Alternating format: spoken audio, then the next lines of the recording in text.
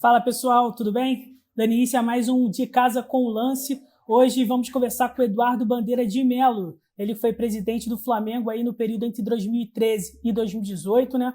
E é considerado um dos pilares aí desse boom do clube, né? Esse boom financeiro do clube, essa reestruturação que acabou aí no último ano culminando em títulos como Libertadores, Brasileirão, a Supercopa esse ano, enfim, enfileirou diversos títulos importantes, o clube voltando aí, né, a ser um dos grandes destaques no cenário nacional. Então a gente vai bater esse papo aí com o Eduardo Bandeira de Melo, né? Que foi presidente durante esse período, como a gente esclareceu aqui para vocês. Ele hoje é pré-candidato à Prefeitura do Rio de Janeiro. Então a gente vai falar com ele sobre diversos assuntos, não só sobre o Flamengo. Vamos perguntar também sobre esse momento de pandemia para ele, os objetivos dele, né, enquanto pré-candidato aí à Prefeitura do Rio, saber o que ele vê dessa atual diretoria também, como vem sendo o trabalho, e falar um pouco das polêmicas também, né, que o Bandeira teve durante a sua gestão e posteriormente.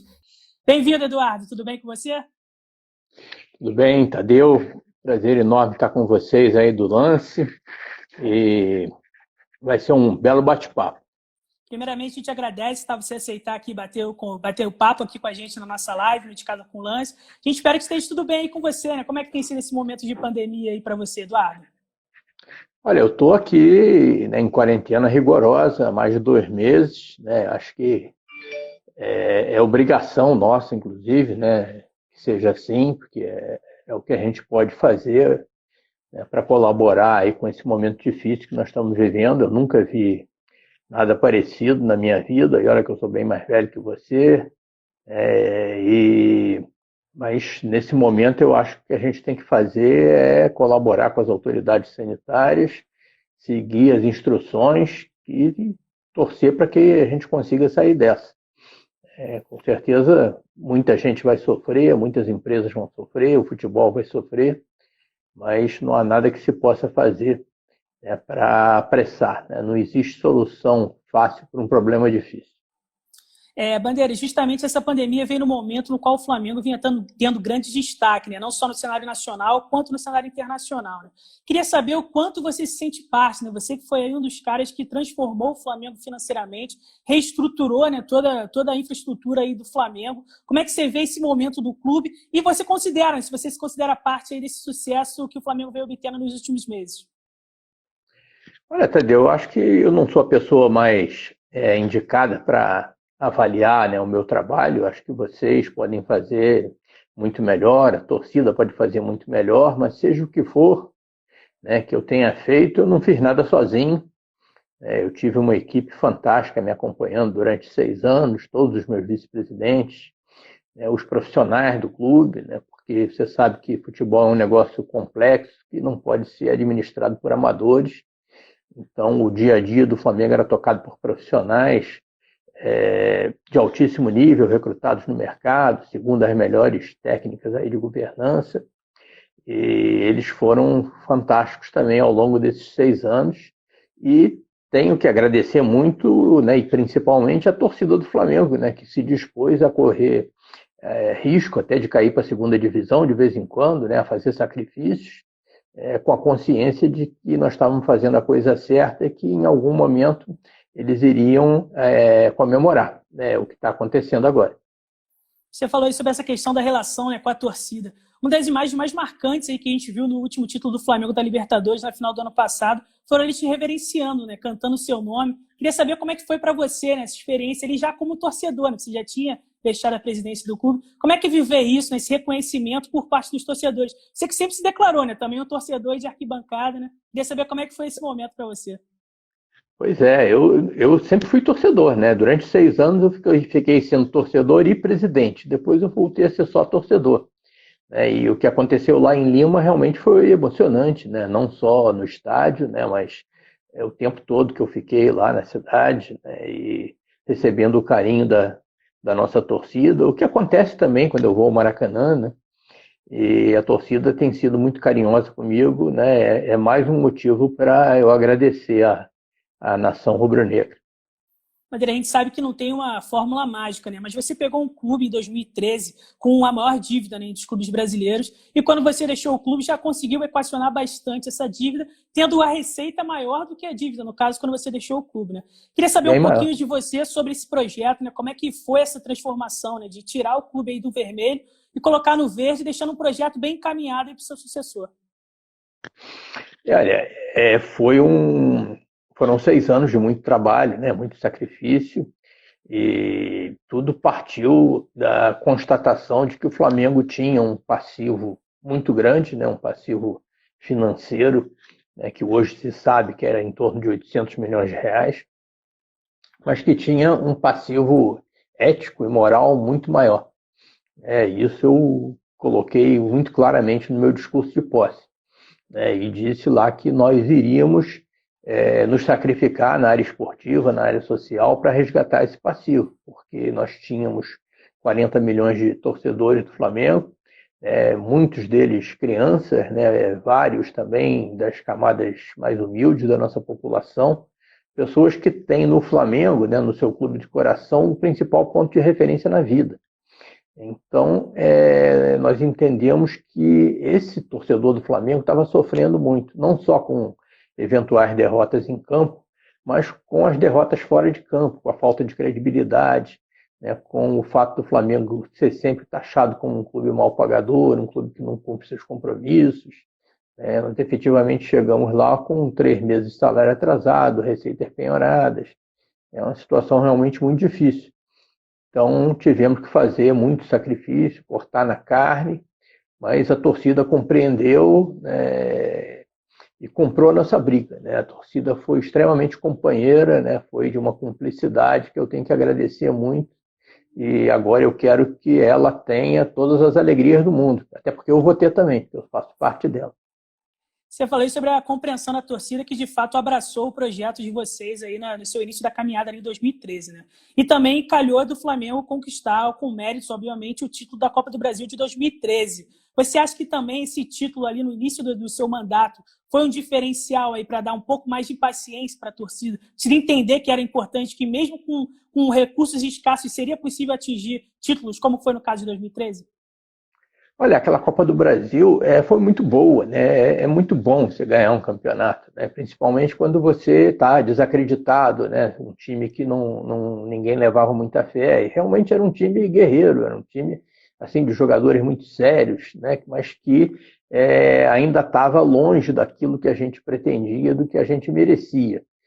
Mas foi um título, né? Que em torneio de mata-mata, muitas vezes você vê isso, né? Um time que não é o favorito chegar lá, e calhou que na trajetória para a gente ganhar aquela Copa do Brasil, nós pegamos o Cruzeiro, que era longe o melhor clube brasileiro daquela época, e pegamos, né, num mata-mata, nas oitavas de final, em 2 jogos, perdemos lá de 2-1, né, com aquele golzinho do Carlos Eduardo no final, que todo mundo lembra. E ganhamos de 1-0 aqui no Maracanã, com um gol do Elias no final também, e o gol fora de casa nos possibilitou passar para, né, eliminar o Cruzeiro, que era aquele timaço, e passamos para a quarta de final. E aí ganhamos do Botafogo, né, depois ganhamos do Goiás, e fizemos aquela final também histórica, né, com o Atlético Paranaense. Então foi um título que eu comemorei muito.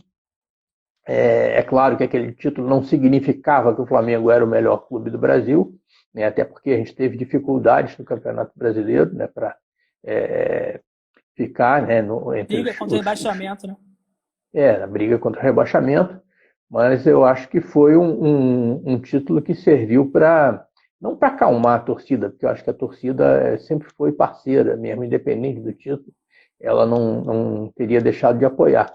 Mas como para quem está se sacrificando tanto, né, é claro que você merece, né, ter uma alegria, né, e aí nós tivemos aquela alegria, né, e eu lembro até hoje, né, dos detalhes, né, daquele título, né, como é que aquele time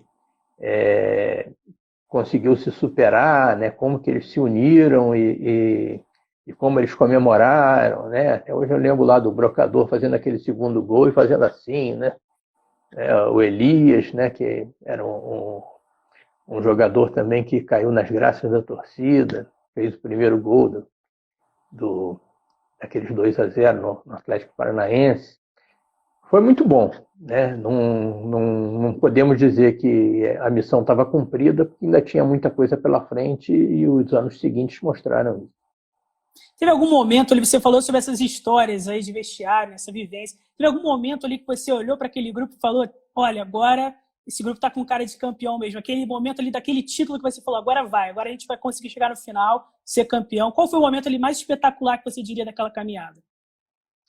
Olha, assim, em termos de relação com os atletas, né, eu acho que o melhor momento, assim, o dia em que eu senti assim, que dava para chegar, né, que o grupo estava fechado, foi quando o nosso treinador, na época, o Mano Menezes, né, saiu, né, do Flamengo, né, uma decisão assim, que nós não estávamos esperando. Sim. E aí o Jaime assumiu e numa reunião no vestiário todos os jogadores falaram, né, e naquele dia eles demonstraram assim, uma garra muito grande, uma vontade muito grande, né, de se superar, né, tanto na coisa da briga contra o rebaixamento, né, que nós chegamos a ficar arriscados aí durante algum tempo, quanto na briga pela Copa do Brasil. E deu certo, né? Era um time guerreiro, né? E eles mereceram muito aquele título.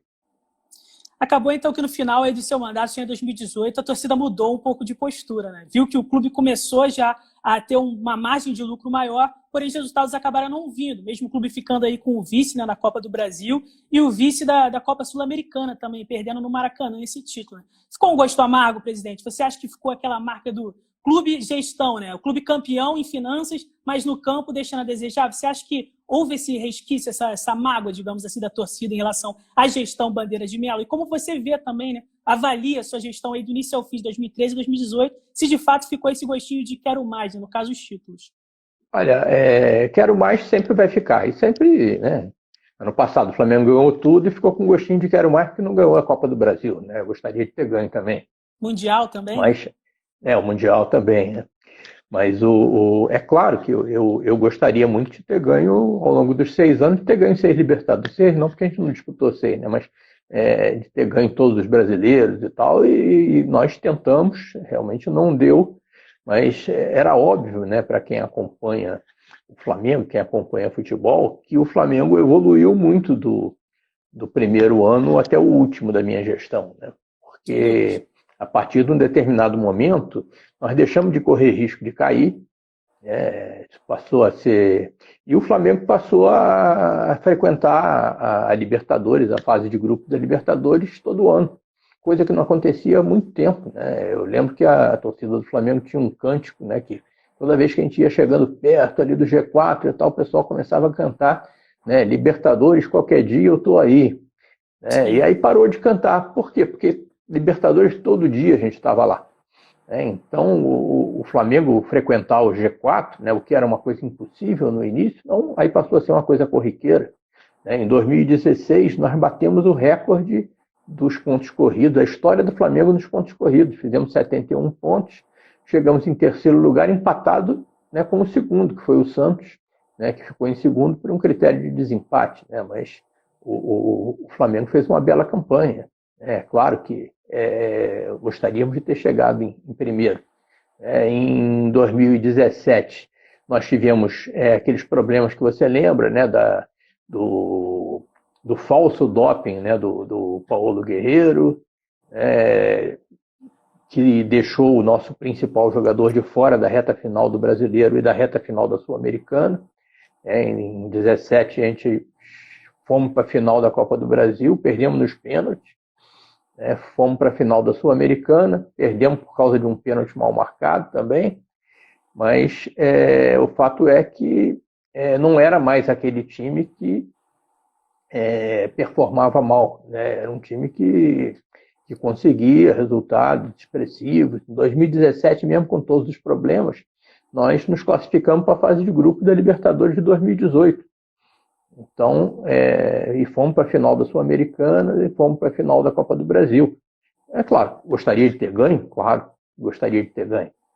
Mas a evolução ali era visível. Em 2018, nós chegamos em segundo do Campeonato Brasileiro, batendo mais uma vez o recorde de pontos corridos do Flamengo. Não ganhamos, o Palmeiras foi melhor, fez mais pontos e tal, mas o Flamengo ali já apresentava uma evolução visível. E essa evolução só se confirmou em 2019, quando aí nós conseguimos o heptacampeonato, o título da Copa do Brasil, da Libertadores, e todos nós comemoramos muito.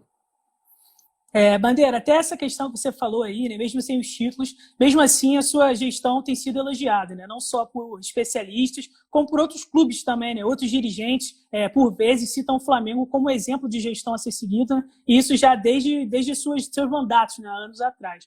Eu queria saber, o Mário Gobi, que foi presidente do Corinthians e está tentando, talvez, venha aí como um dos candidatos à presidência do clube, ele citou você aí como possível nome que possa contemplar a chapa dele, fazer parte aí do projeto dele no Corinthians. Você aceitaria aí fazer parte de um projeto de outro clube, já que é um exemplo, se tornou um exemplo de gestão aqui no Brasil?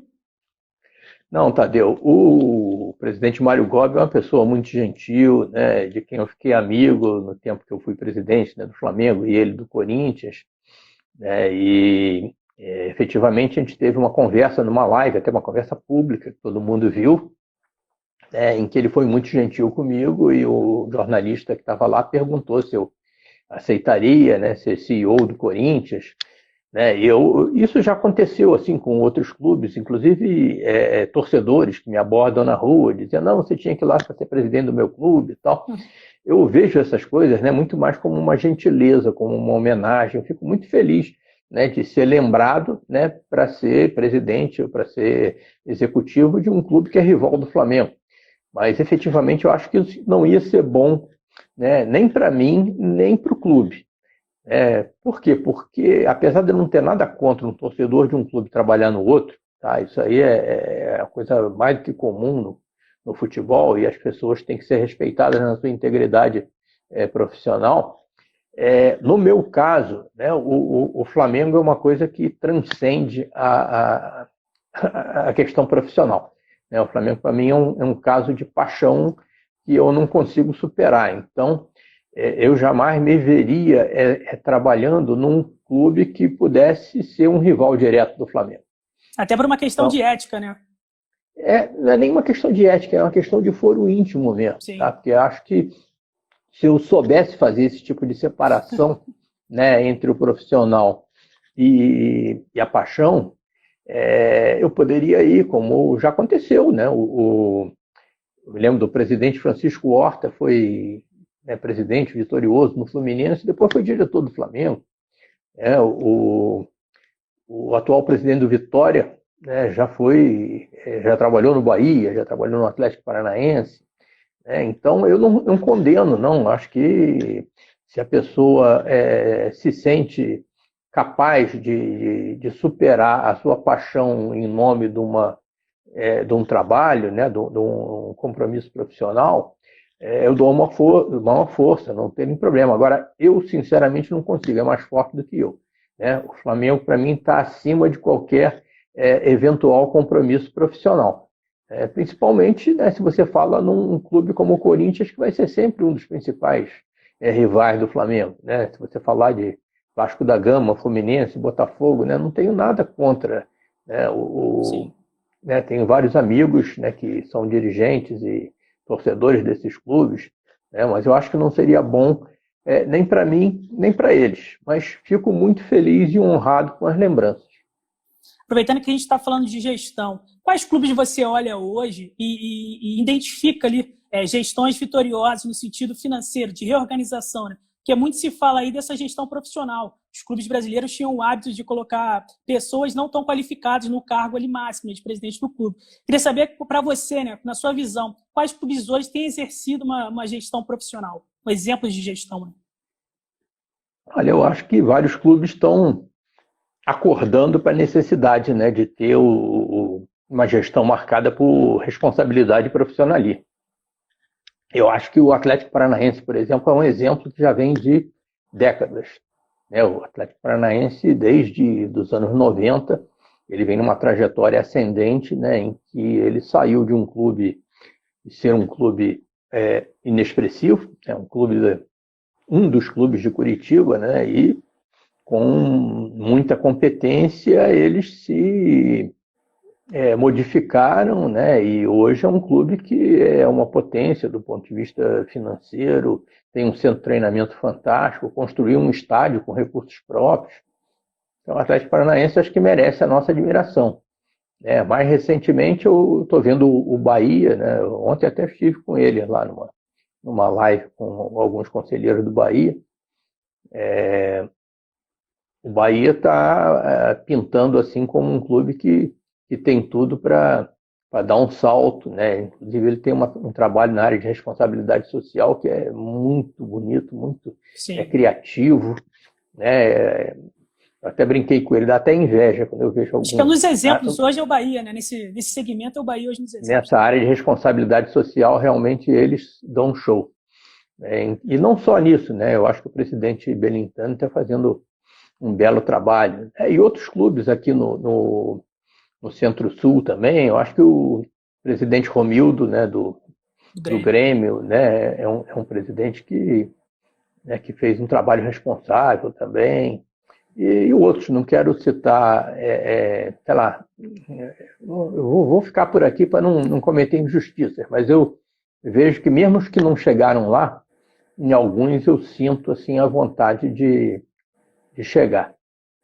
Bandeira, uma das principais mudanças que a gente viu no clube também foi o trabalho na base, né? O Flamengo aí passou a revelar jogadores como há muito tempo não revelava, fazendo vendas também como há muito não se via, né? Então eu queria saber de você como é que foi esse processo de mudança aí da base do Flamengo, né? Que sempre teve aquela história, né, de craque o Flamengo faz em casa, mas parecia que a qualquer momento iria aparecer um novo Zico, né? Ficava nessa espera de aparecer um novo Zico do nada, vamos dizer assim, mas passou a trabalhar para que jogadores de qualidade começassem a aparecer. Eu queria saber, então, como é que foi esse processo, né, de transformação aí do trabalho na base. Isso aí, Tadeu, é uma coisa que eu sempre considerei como talvez a coisa mais importante que você tem para fazer no clube de futebol é trabalhar a base. Tá? E principalmente o Flamengo, que tem isso no DNA. O Flamengo do final dos anos 70, início dos anos 80, era um clube reconhecido internacionalmente pelo seu padrão de excelência na formação de talentos. Tanto é que nós fomos campeões do mundo em 1981, com 8 jogadores, né, formados em casa, de um total de 11 que disputaram aquela final lá dos 3-0 no Liverpool, que ficou marcado na história. Então, essa competência que nós tínhamos na época, e que não foi um acaso, né, de repente surge um Zico, não foi assim. Né, porque não foi de repente que surgiu um Zico, um Leandro, um Júnior, um Adílio, um Andrade, né, um Moser, né, não foi de repente. O Flamengo tinha um trabalho competente, né, vinha lá do dirigente Ivan Drummond, do presidente Jorge Elal, que sempre deram muita força para a base do Flamengo. É claro que eram outros tempos, né, você não pode comparar em termos de ciência do esporte o que era nos anos 70 e o que é agora. Mas o trabalho que o Flamengo fazia, né, para a época, era um trabalho revolucionário e deu frutos. E essa competência que o Flamengo tinha foi se perdendo ao longo do tempo. E essa excelência que o Flamengo tinha na base foi sendo ultrapassada por outros clubes. E outros clubes começaram a ter o sucesso que o Flamengo tinha e o Flamengo foi ficando para trás. Quando nós chegamos lá em 2013, eu encontrei algumas pessoas extremamente competentes trabalhando na nossa base, mas em condições totalmente adversas. Então, por mais competentes que eles fossem, né, estou falando, né, do Carlos Noval, né, e outros que estavam lá com ele, não tinha como ter o sucesso que a gente teve no passado se você não tinha condições de trabalho, se você não investia, inclusive, né, recursos financeiros, né, para a formação dos atletas, para contratação de jogadores de outros clubes, né, naquilo que a gente chama de meia confecção, né, intercâmbio com centros mais avançados. Né? Há quanto tempo que o Flamengo não fazia uma excursão dos seus atletas, né, para jogar na Europa? Muito tempo. Né? E isso daí mudou. É claro que tivemos alguns percalços, né? Às vezes tem que lidar com opiniões contrárias. Tinha gente até que queria acabar com o trabalho de base no Flamengo, dizia que isso era perda de tempo e tal, que era muito melhor contratar jogadores prontos e tal, mas é claro que uma ideia dessa não podia prevalecer e nós começamos a investir. Agora, você sabe que investimento na base não é um investimento que você faz agora para colher o resultado daqui a pouco. É um investimento de longo prazo, de longuíssimo prazo. Você pode ter certeza que o investimento que nós começamos lá em 2013 ainda não deu todos os frutos. Tá? Isso é trabalho que leva 5, 6, 10 anos ou mais e precisa ter continuidade. Então, e é o tipo do trabalho que às vezes as pessoas não fazem, porque é o trabalho que você faz para deixar o resultado para o seu sucessor. E muitas vezes, né, as pessoas não têm a grandeza, não colocam o clube à frente das suas vaidades e interesses pessoais. Né? Mas isso daí era o DNA do Flamengo, você tinha que virar esse jogo. Então, a base do Flamengo hoje é motivo de orgulho, né, para todos nós, é uma máquina de fazer dinheiro. Né? Então, quando você não consegue, é claro, aproveitar todos os jogadores que você forma no time principal, né, alguns você vai ter que vender, você vai ter que negociar, e isso está sendo extremamente útil também para esse processo de equilíbrio financeiro do Flamengo. Então, e além disso, né, além da recuperação técnica, de condições de trabalho, né, hoje a base do Flamengo tem um centro de treinamento de primeiro mundo, né, que melhor do que a maioria dos centros de treinamento das equipes profissionais brasileiras. Né? E quando a gente chegou lá não era nada parecido com isso. E, além disso, os títulos começaram a aparecer também.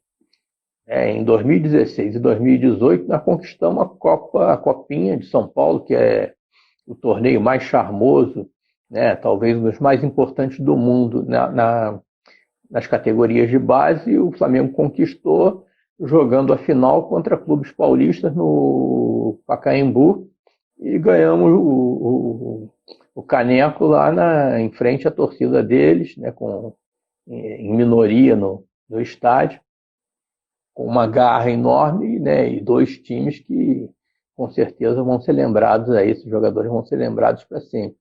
Eu sempre digo que apesar da Copa do Brasil, dos cariocas, né, os dois títulos que acho que eu tive mais, que eu fiquei mais feliz de ganhar foram as duas copinhas. É impressionante você ver a alegria daqueles meninos lá sendo campeões no Pacaembu lotado. Garotos que na hora que fazem a roda, né, rezam lá o Pai Nosso, Ave Maria e cantam o hino do Flamengo. Então, Olha, gente, desculpa te cortar, é que a gente estava falando da questão da base, né? Qual desses dois títulos aí foi mais especial para você? O primeiro ou o segundo da Copinha? Eu dizer os dois. Os dois? Os dois. Não dá para... Eu não consigo fazer distinção, né? Aquele primeiro, né, com o Zé Ricardo, né, e aquele nós ganhamos nos pênaltis, talvez tenha sido mais emocionante ainda, né? Mas só ganhamos nos pênaltis porque o árbitro anulou um gol legítimo do Paquetá de cabeça, né? Você lembra disso? E senão teria sido 3-2, né? Mas ele anulou o gol do Paquetá, mas depois o Corinthians saiu ganhando de 2-0. Né? E aí nós viramos, teve esse gol do Paquetá quando ainda estava 2-0 e depois, né, o Trindade fez o primeiro gol e depois o Matheus Sávio fez o segundo. Fomos para os pênaltis e uma decisão emocionante, né? Acabamos ganhando lá com aquele golzinho do Patrick ali que foi o que sacramentou a nossa vitória, né? E em 2018 foi muito importante também, porque era um time que não era favorito. Que não sei se você lembra, boa parte dos jovens do Flamengo, dos sub-20 do Flamengo, em 2018, né, por conta de calendário, né, eles tiveram que ficar no time principal para começar a jogar o Campeonato Carioca. Então, jogadores 9 e 8, por exemplo, que poderiam jogar a Copinha de 2018, né, estavam jogando aqui o nosso Campeonato Carioca. Então nós jogamos com um time mais jovem, né, de alta categoria também, mas um time mais jovem que não não havia assim, uma expectativa de que eles chegassem, que eles fossem longe, mas eles foram passando, né? Chegou na final e ganhamos de 1-0, né, do São Paulo com aquele gol de cabeça do Wendel. E nesse nem pênalti teve, né? Então foi super emocionante. Então não dá para, com o Mauricinho no comando, né? Então foi o Zé Ricardo um, Mauricinho outro. E realmente foi muita felicidade. Eu vou me lembrar disso para sempre. Ainda ontem eu estava vendo aqui as medalhas. Você falou já que a gente está falando de base, como é que você tem acompanhado o aproveitamento dos garotos? O Flamengo passou, né, a investir pesado nas contratações, né? Trouxe aí grandes nomes, o Gabigol já estava, mas foi contratado, trouxe o zagueiro agora, o Léo, para o Gustavo também, o Gustavo Henrique, né? Trouxe alguns jogadores aí de nome e gastando uma elevada cifra. Eu queria saber em relação a como é que você vê isso hoje. Se o Flamengo deixou um pouquinho de olhar para os seus garotos da base e está trazendo já jogadores formados, ou se isso é coisa de momento e talvez daqui a pouco o Flamengo possa olhar para a base normalmente. Como é que você está vendo esse momento aí atualmente da transição, né? Vamos dizer assim, do jogador ali da base para o profissional? Não, acho que o Flamengo não deixou, não. Eu não estou, você sabe que eu não estou acompanhando, não participo lá da administração do Flamengo, nem chego perto, né? Mas eu sei que o Noval está lá ainda, né? Que tem gente competente, está lá o Freeland também, e o Flamengo continua, até onde eu sei, a investir bem, né, nas categorias de base, só que em determinado momento, né, é importante você tendo disponibilidade financeira para isso, é importante você trazer jogadores prontos, já com sucesso, com experiência, inclusive no futebol europeu, né, como a gente trouxe, e alguns jogadores nossos da base, né, acabam sendo negociados para que a gente possa trazer esses jogadores, né? Foi o caso do Reinier, né, foi o caso do Léo Duarte, que foi inclusive um dos campeões da primeira copinha. Antes, né, já tinha, ainda na minha época, né, o Vinícius Júnior, o Paquetá, para você ver como é que é importante a base, né? Eles nos propiciaram formar um time super poderoso. E eventualmente, se aparecer aí um jogador na base que se destaque assim, de uma maneira absolutamente irreversível, ele pode entrar direto no time principal. O Reinier mesmo chegou ano passado, né, ainda com uma idade para jogar, ainda nos juniores, né, ele chegou a entrar muito bem ali no nosso time. E tem alguns jogadores ali. Fez gols decisivos. E tem alguns jogadores, né, o Tuller, né, o nosso zagueiro, né, 9-9, né, como foi importante, e outros, né. Tem alguns meninos ali que eu levo muita fé, né, que eu acho que realmente eles vão dar muita alegria para o Flamengo. Bandeira, ao mesmo tempo que a gente falou das alegrias aí dos meninos da base, talvez a maior tragédia da história do clube, o ponto mais triste da história do clube esteja envolvido com os meninos da base aí, os 10 meninos que perderam a vida naquele incêndio do CT do Ninho do Urubu.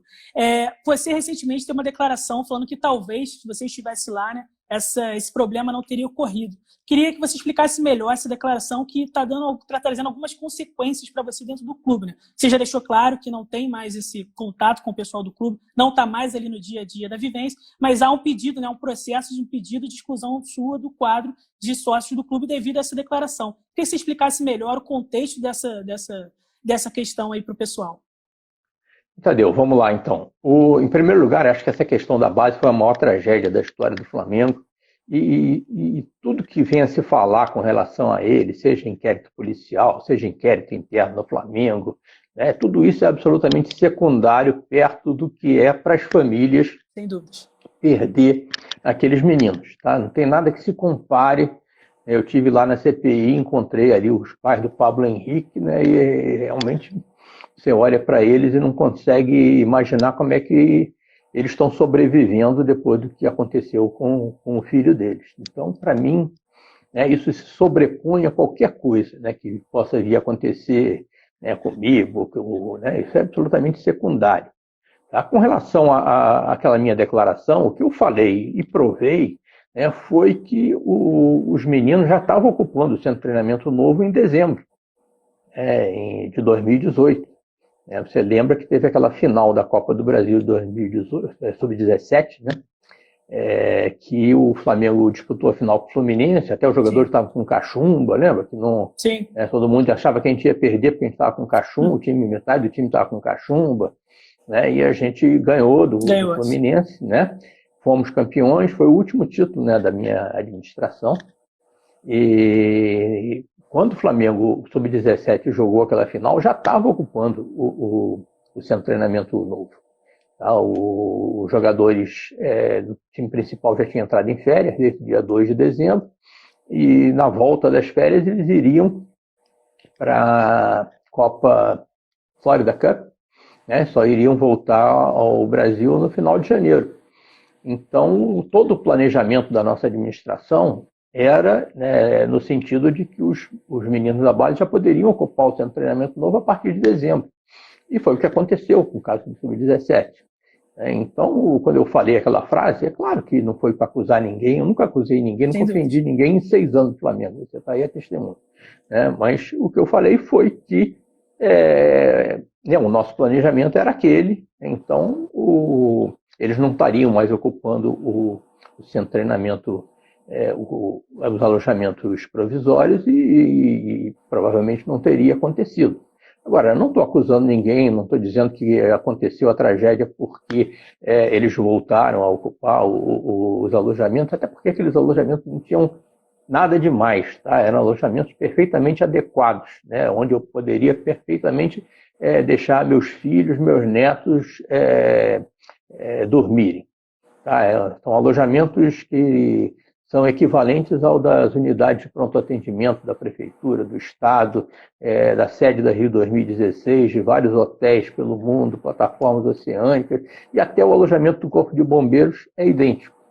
Então, de vez em quando vem alguém que se precipita e tal, às vezes levado pela comoção, e diz, não, o alojamento dos meninos foi condenado pelos bombeiros. Não foi, não tem nenhuma condenação de bombeiro, nem de ninguém, nem de prefeitura, nem em cima daqueles alojamentos que eram adequados. O bombeiro não ia condenar um alojamento que ele próprio usa, igual, tá? Só a cor que é diferente, do bombeiro é vermelho, mas está lá, e é perto, inclusive.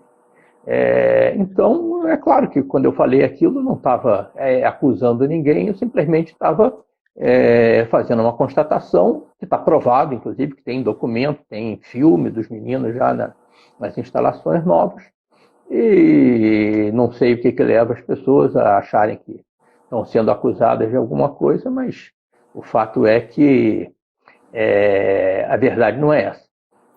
Você já chegou a receber o convite para se defender nessa questão da exclusão do quadro de sócio, Bandeira? Não, por enquanto eu estou acompanhando as notícias por intermédio de vocês, né? Estou aqui em quarentena, mas estou com uma rotina aqui intensa, né? E acho que, seja o que for, eu acho que a coisa da pandemia se sobrepõe a qualquer projeto pessoal de quem quer que seja, mas eu acompanho o noticiário esportivo, de vez em quando eu fico sabendo aí dessas coisas. Eu não posso fazer nada, gente. Você, no caso, falou da pandemia, né? Como é que você observa esse posicionamento atualmente do Flamengo, né? Que já voltou, né? Voltou até mesmo antes da prefeitura liberar, né? Que os clubes voltassem às atividades de treino no momento. Queria saber como é que você vê esse posicionamento atual da diretoria de já retomar, né? Ter retomado os treinamentos antes da liberação, agora já liberado, né? Da prefeitura. Olha, que eu acho com relação à pandemia, não vale só para o Flamengo, não vale só para o futebol, vale para qualquer coisa, para qualquer atividade. Eu acho que as atividades só devem ser retomadas com o pleno aval das autoridades médicas, autoridades de saúde pública. Tá? Então, se você tiver, né, um aval, que eu não sou, eu sou administrador, né, você é jornalista. Eu não sou infectologista, epidemiologista, sanitarista, então eu não tenho condições de emitir uma opinião sobre se pode ou se não pode. Mas eu acredito na ciência. Então, no dia que os representantes da ciência disserem, não, pode voltar, isso vale para futebol, né, vale para teatro, vale para cinema, vale para atividade econômica, escritório, se pode voltar, pode voltar. Enquanto eles disserem que não pode voltar, eu acho que é precipitado. Tá? Planejar a volta, problema zero, eu acho até que deve, né? Até porque o dia que puder voltar, você já sabe, né, o que você pode fazer. Ou se as autoridades de saúde autorizarem treinos individuais ou alguma coisa assim, também nada contra, né? Como eu disse, eu vou sempre acompanhar o que disserem as autoridades de saúde pública. Mas, então é isso, né? Acho que qualquer tipo de precipitação, forçação de barra e tal, acho que não é um bom exemplo. Bandeira, uma relação também à CBF, né? Você, durante a sua gestão, era bem crítico em alguns pontos em relação à CBF. Ela anunciou aí no início da semana, né, ontem no caso, um aporte financeiro de mais de 100 milhões para os clubes da Série A. Como é que você tem visto também esse apoio da CBF aos clubes da Série A? Você tem visto como ideal, como suficiente para esse momento de tamanha demanda, né? Já que os clubes não têm tido campeonato, não têm tido de onde tirar finanças, o mercado também de transferência está parado. Como é que você vê esse aporte da CBF na questão financeira junto aos clubes brasileiros? Bem, Tadeu, como você falou, eu sempre fui crítico, né, da CBF, das federações, por conta do modelo de governança do futebol brasileiro, que eu acho que não é o correto, inclusive subverte a vontade do legislador lá que, na época do Profut, fez uma alteração que foi, vamos dizer assim, bypassada, né, pelas normas da CBF. Vocês conhecem essa história. Agora, com relação à postura que a CBF está adotando na pandemia, aparentemente, eles estão tendo uma postura muito mais responsável do que os clubes. Eu nunca vi nenhuma declaração de dirigentes da CBF, contra quem eu não tenho nada. São pessoas que sempre me trataram muito bem, né? Não tenho nada contra eles pessoalmente, nunca tive. Tá? A minha crítica sempre foi com relação ao modelo de governança. Nesse caso aí da pandemia, eu estou sentindo que eles têm uma postura mais progressista, uma postura mais responsável do que os clubes. E acho até que a CBF tem interesses na volta do futebol, econômicos e tal, mas eu acho que eles estão, vamos dizer, agindo corretamente nesse caso. E a coisa do auxílio financeiro aos clubes, né, eu também acho super importante. 5 milhões para cada clube pode não fazer muita diferença para o Flamengo, para o Palmeiras, né? Mas com certeza faz diferença para os clubes que não desfrutam da mesma solidez econômico-financeira. Então, nesse caso, eu só posso aplaudir a atitude da CBF, é claro que mantendo, né, as minhas críticas, que eles sabem muito bem quais são mas que não me fazem ser insensível nem injusto numa hora dessa. André, deixando agora um pouquinho o futebol de lado, né? Você, em 2018, concorreu a deputado federal, né? Acabou não sendo eleito, mas já pegou ali, demonstrou a sua veia política, né? O querer político.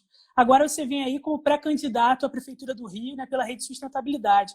Queria saber qual o seu projeto em relação a essa possível candidatura sua, né, em relação à Prefeitura do Rio, e se você vê, né, no que do seu Bandeira de Melo, gestor do Flamengo, pode agregar enquanto Bandeira de Melo, prefeito do Rio.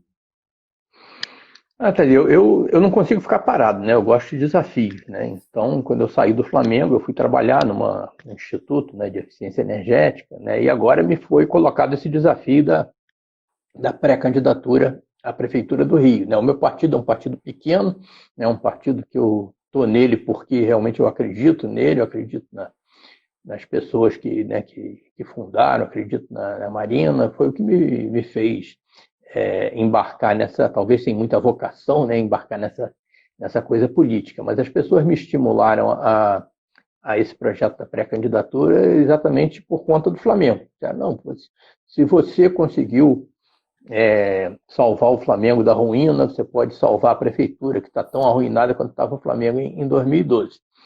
Eu faço sempre a ressalva. Eu não salvei o Flamengo, absolutamente. Eu sozinho nunca fiz nada. Aliás, nem eu, nem ninguém, né? Nunca ninguém faz sozinho. Então, baseado no mesmo espírito do Flamengo, eu pensei assim, se eu conseguir reunir uma equipe tão boa quanto a que eu reuni no Flamengo, né, para tentar desenvolver esse projeto aí na prefeitura, tudo bem, eu topo, né, vamos para lá. E realmente a equipe que eu consegui reunir é fantástica, né, com a vantagem de não ter só rubro-negros, tem tricolor, de vascaíno, botafoguense também. E aí nós estamos trabalhando nisso, né, com todas as limitações né, da pandemia, né, que você não pode fazer atividade presencial, né, na rua e tal, temos que dar o exemplo e tal, ainda que isso prejudique, né, nessas horas a gente tem que ser responsável. Então eu estou aqui, né, o que eu faço é participar de lives, né, a elaboração do programa de governo, isso pode ser feito, que cada um faz nas suas casas, a gente faz reunião pelo Zoom, pelo Hangout, pelo Whereby e tal, como vocês têm feito aí nas suas entrevistas, né? Então, o que dá para fazer, a gente está fazendo, mas sempre colocando que nós estamos vivendo, né, um drama, né, uma situação, uma tragédia que não é nem nacional, uma tragédia internacional, e isso se sobrepõe a qualquer projeto de natureza política ou pessoal. Ó, Bandeira, o pessoal está te elogiando bastante aqui, tá? Não só a torcida do Flamengo, já que você falou aí das outras torcidas, Obrigado, galera. Vasco, Corinthians, Fluminense, enfim. Então, a gente vê que a admiração da rapaziada não só fica restrita aos torcedores do Flamengo, né? Todos elogiando a sua gestão, que você fez pelo clube. Isso é bem legal. Até aproveitando, a gente recebeu uma pergunta aqui do Fabrício Quito 83.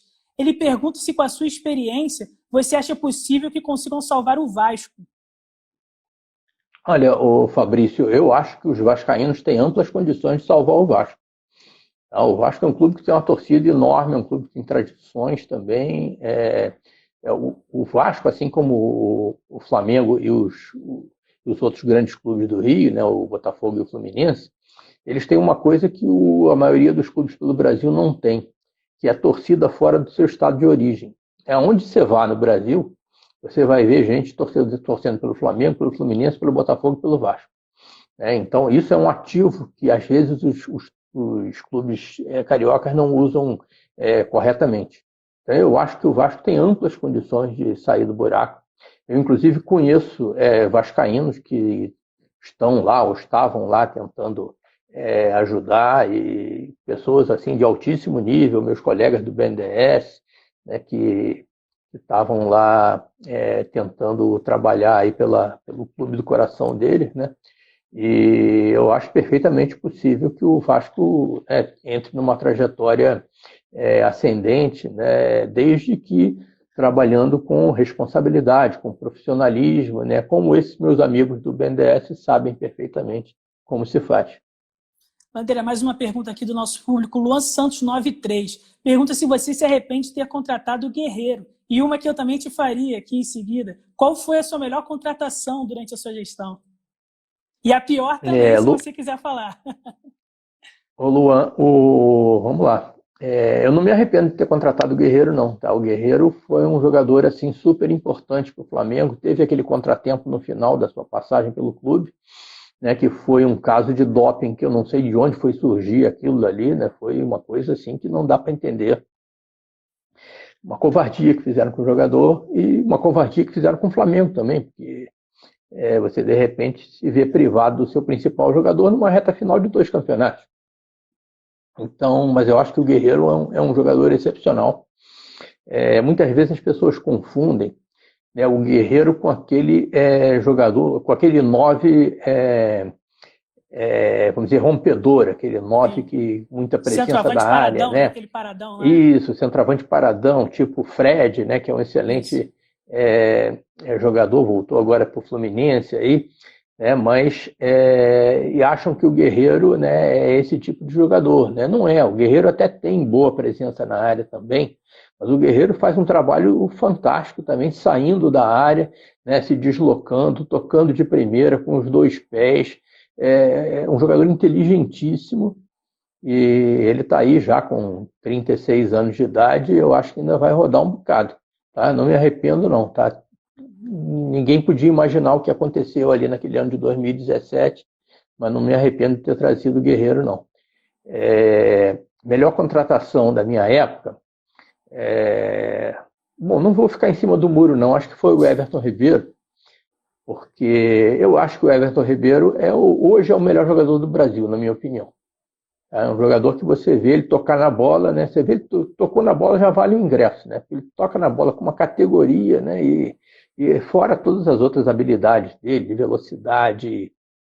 É claro que o time do Flamengo hoje é um time fantástico, né? Que tem Gabigol, tem Bruno Henrique, né? Quando o Diego, né, que também é da minha época, né, mas Sim. que, né, quando entra, arrebenta, né, e vários outros, né, o Arrascaeta, né, um jogador fantástico, a zaga, né, o Rodrigo Caio, o, os dois laterais, apesar de veteranos também, né, são de alta categoria, mas eu confesso que, para mim, o que mais me enche os olhos é o Everton Ribeiro, né, e eu sei como foi difícil trazer o Everton Ribeiro lá do Oriente Médio, né, e foi uma época ainda, 2017, né, nós já estávamos um pouco Acho que melhores foi o de primeiro grande finanças. gasto, né? O primeiro grande gasto da sua gestão acho que foi com o Everton Ribeiro, né? Da gente ter que pagar De o pagar, valor acho que da. sim. Isso. Foi o primeiro. O Guerreiro foi uma contratação assim também onerosa e tal, por conta de luvas, de salários e tal. E foi em 2015, numa época que a gente ainda não Sim. estava tão bem, mas estava tudo planilhado, a gente sabia que ia pagar cada centavo que a gente estava comprometendo. Mas o Everton Ribeiro, né, foi o primeiro que a gente teve que bancar alguns milhões de euros para trazer ele de volta. E hoje realmente dá gosto de ver ele jogando. Então talvez tenha sido o melhor. A pior, tem muita contratação Não ruim que a digo gente pior, né? faz. Aquela que te decepcionou, né? Que de repente você apostava que ia render e te decepcionou. Olha, se disser, por exemplo, o Conca era um excelente jogador. Né? Ninguém nega a qualidade do Conca. Mas ele veio para o Flamengo e teve agravado um problema de saúde dele, né? E acabou não conseguindo jogar. O que o Flamengo desembolsou para ter o Conca nem foi muito, não foi um valor muito expressivo, né? Porque ele veio sem custo nenhum e a partir do momento que ele entrou a primeira vez ele começou a receber um salário que eu não me lembro nem qual era, mas assim muito abaixo do que ele já tinha ganho antes, né? Nas outras passagens dele pelo futebol. É, mas houve alguns jogadores, por exemplo, teve um que logo no início da nossa administração que chegou assim também com uma expectativa muito grande, porque ele tinha feito um campeonato fantástico na Argentina em 2012, que foi o Mugni, Lucas Mugni. Então, todos os scouters da época, né, colocavam o Lucas Mugni lá em cima e tal, principalmente pelo que ele fez em 2012. 2013 ele já não foi tão bem e como ele não foi tão bem, o preço dele diminuiu, foi o que a gente Diminuiu, né? conseguiu trazer ele no início de 2014. E eu tinha uma esperança muito grande nele. Mas, sinceramente, não foi bem, né? Ele acho que teve problemas, não sei exatamente quais, mas acabou que, mesmo do Flamengo, ele hoje parece estar no Sport Recife. Né? É um bom garoto, Isso. tal, eu torço para que ele dê certo, mas realmente no Flamengo foi uma contratação na época que a gente estava quase sem dinheiro nenhum, então estavam apostando muito naquilo, com respaldo, né, técnico, né, do pessoal de scout e tudo, mas não deu certo. Mas é claro, né, futebol tem isso, né, você às vezes traz um jogador que cercado aí das maiores expectativas e ele não vai tão bem. Isso aí na história do Flamengo prova isso. E ao Né? contrário também, né? E O próprio Hernani Brocador também, né? o Hernani Brocador, meu ídolo, né? Hernani me deu grandes alegrias, né? Obina, Souza, Caveirão e tal. Né? Às vezes você tem um jogador que não é tão badalado assim, mas que cai no gosto da torcida, né? Eu, como sou acima de tudo torcedor, então tem muita. E às vezes você forma um time, né? Como o Flamengo formou lá, um time que tinha Alex, Edilson, Denilson. Lembra esse time do final dos anos 90, início dos anos Pet, 2000 e Gamarra, a tal? seleção, né? Pet, gente, aquilo ali era seleção e quase caiu para a segunda divisão. Aí entra uma série de outras coisas que não diz respeito só aos jogadores, né? Mas a administração do clube na época também, né? O ataque dos sonhos, Romário, Sávio e Edmundo, né? Três cracassos, né? Mas por um certo conjunto de fatores aí não deu certo. E assim você vê eu lembro quando era bem pequeno mesmo, você nem sonhava assim, em ser nascido, anos 60, né? O Tava longe. Flamengo, o Flamengo trouxe um jogador do Olaria, chamado Nelson, que era um meio-campo, um segundo volante, que todos os clubes do Rio queriam. E aí o Flamengo foi lá e conseguiu trazer o Nelson. Acho que tinha expectativa até que ele revezasse com o Nelsinho ou com o Carlinhos e tal. E veio de contrapeso um lateral direito chamado Murilo. O Nelson não deu certo e o Murilo foi ídolo do Flamengo até os anos 70. Era o meu ídolo, tá? Eu sou lateral direito, não sei se você sabe. E o Murilo era um lateral direito, precursor dos laterais direitos avançados. O Murilo era o meu grande ídolo no Flamengo. Aquele cara que não tinha bola perdida para ele. E o Murilo veio de contrapeso. E foi... o Murilo até está lá numa casa de repouso lá em Friburgo. Ele é de Anchieta. Mas ele está numa casa de repouso em Friburgo, lá, graças aí a um amigo nosso também, o Serginho, lá de Friburgo. E de vez em quando eu tenho notícias dele. Mas era o meu ídolo. Eu virei lateral direito. Não sei se você sabe que eu sou um lateral direito razoável. Estou sabendo agora, novidade. Inspirado. É brincadeira, eu adoro jogar bola, mas jogo muito mal. Presidente, tem mais uma pergunta aqui. O Cleiton Costa, 73307, faz uma pergunta interessante, né? Pergunta sobre a Carabao, que foi um patrocínio que chegou com grande expectativa aí no clube. Ele quer saber o que houve com o contrato com a Carabao que acabou não vingando como projetado. Olha, a Carabao, ela tentou se posicionar aí no mercado brasileiro, nesse segmento aí como concorrente aí do Red Bull, né, e de outros produtos aí, energéticos, né? E por questões de distribuição, ela não teve o resultado que pretendia, né? E acabou encerrando a operação no Brasil. Mas para o Flamengo, não foi ruim, porque o que eles pagaram ao Flamengo foi bem mais do que qualquer outro patrocinador né, que se posicionasse aí na manga da camisa e tal, pagaria na época. Isso acontece, né, mas isso é mais uma prova de que quando você fecha um contrato de patrocínio, você tem que se cercar de todas as salvaguardas possíveis. E o caso da Carabao foi um caso emblemático. André, para a gente finalizar, que a gente está chegando no final do nosso bate-papo, queria que você talvez citasse qual o momento que você se arrepende ali na sua trajetória, desde 2013 a 2018, quanto presidente do Flamengo, que talvez você tenha feito e hoje, refletindo, você não teria repetido? Olha, isso é uma pergunta que de vez em quando me fazem. A coisa que mais me vem à cabeça, né, quando eu tento ver quais os erros que nós cometemos, eu cito sempre a coisa do excessivo turnover de treinadores. Então, eu acho que nós, em determinados momentos, deveríamos ter tido mais paciência, né, com os nossos treinadores, né, e evitar aquelas trocas, né, constantes, né, que acabaram marcando não só o Flamengo, né, o futebol brasileiro é todo assim, e eu acho que está errado. Tá? Eu acho que é uma questão cultural do futebol brasileiro que afeta, inclusive, vocês da imprensa. Tá? Acho que muitas vezes o treinador em quem a gente até gostaria de apostar durante mais tempo, ele começa a receber críticas de determinados jornalistas, aí a torcida compra a crítica do jornalista e aí começa a pressionar e acaba que o treinador se vê tolhido, né, por conta da mudança de ambiente, né, aquela coisa das críticas constantes e vaias, e ele acaba perdendo as condições de fazer o trabalho, né, que ele sabe fazer. Então isso aconteceu às vezes.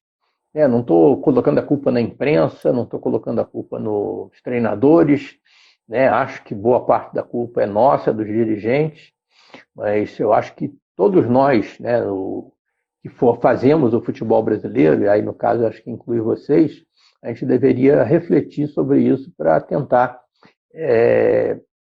não incorrer mais nesses erros, né, que eu acho que acabam prejudicando todo mundo. E o momento está propício para isso, né? Tantos movimentos aí bacanas, né? A gente está vendo aí questão de antirracismo, questão pela democracia, então tem bastante movimento. Acho que é um momento da sociedade como um todo refletir, né, Bandeira? Aproveitar esse momento e todos refletirmos juntos, né? Agora é hora de união mesmo, né? Nós temos que nos unir para várias causas nobres, né? E uma Então, última pergunta, então, aproveitando que você falou sobre o que você se arrepende, né? O que você queria ter feito e não conseguiu fazer durante esse período aí na presidência? queria ter sido campeão do mundo. Não dependia de mim, apesar de ser um bom lateral direito, né? Acho que não dava para encarar. Não, gente, Tadeu, isso aí tem muita coisa. 6 anos, né? A gente acerta muito, a gente erra muito, né? E eu fico muito feliz de receber assim as homenagens, né, das pessoas que acham que o meu trabalho lá foi positivo, mas também fico feliz, né, de receber as críticas, né? E é claro que eu não vou voltar lá. As críticas não é para que eu possa me corrigir num futuro mandato, tá? Isso não vai acontecer. Mas, pelo menos, né, sei lá, ajudar os outros, né? Mais na frente, né, quem sabe tem algum amigo meu na presidência do clube e tal, e pede os meus conselhos e a gente tenta ajudar.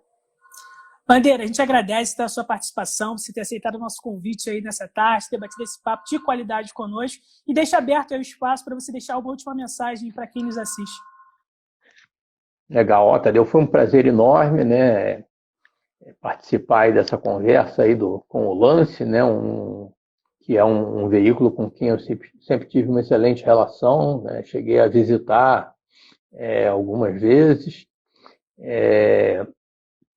Acho que vocês prestam um excelente serviço aí para a crônica esportiva, né, para o jornalismo esportivo. Quantos jornalistas aí já me disseram que começaram no Lance, né? Então, o Lance, além de ser é uma escola, né?